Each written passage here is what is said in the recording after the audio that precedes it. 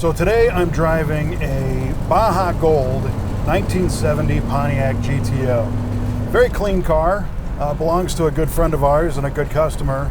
His name is Mo. He's had this car for quite a while, and we've done some work on it here and there at the V8 Speed Resto Shop in the past.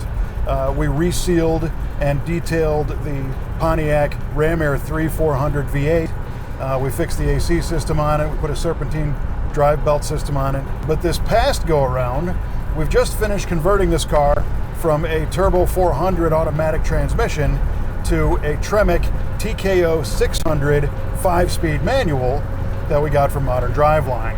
And I will tell you right now that any of these muscle cars that you convert from a automatic to a manual, it completely changes the personality of the car. You not only have the fun of shifting through the gears, but you can also hold the car in its power band in gear longer so that you can maximize acceleration. And I know when you go drag racing, the automatic cars are usually more consistent, but on the street, I think it's way more fun. Because it's more fun. It's more fun. It's way more fun. In this case, we've installed a super smooth hydraulic clutch mechanism so that the shifting action is real nice. And right now I'm in 5th gear going down the highway, 55 miles an hour at about 1500 RPM. As we increase speed up to 60 miles an hour, now I'm pushing about 1700. And when we get up to 70 miles an hour, you know, we're just tickling the 2000 RPM mark. The rest of the car up here is mostly stock. Mo has added a few gauges underneath.